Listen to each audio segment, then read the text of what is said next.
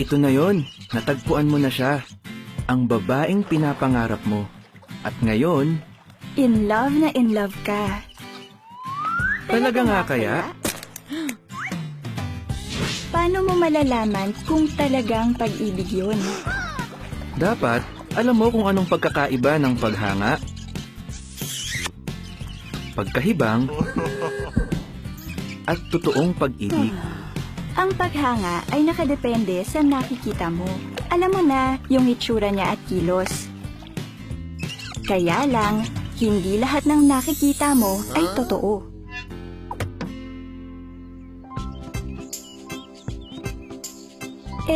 Ano naman ang pagkahibang?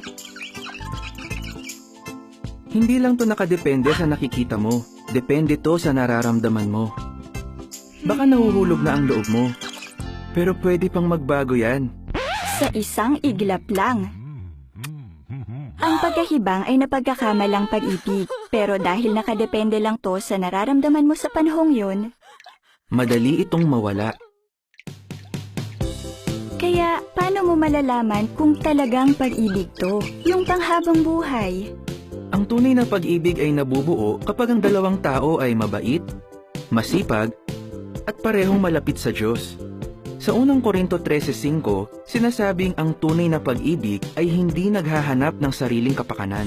Halimbawa, yung lalaking gustong-gusto mo, kumusta siya pagdating sa paghawak ng pera? Kailangan pa ba siyang uminom para mag-enjoy? Anong mga plano niya sa buhay? Nagsisikap ba siya para matupad ang mga yon? O baka naman puro salita lang siya pero kulang sa gawa? Kumusta naman yung babaeng di mawala-wala sa isip mo? Sinong mga kaibigan niya? Paano siya makisama sa kanila? Kumusta siya sa loob ng bahay? Napakaraming dapat malaman sa isang tao. Panahon ang kailangan. Kaya bago ka madala ng damdamin mo,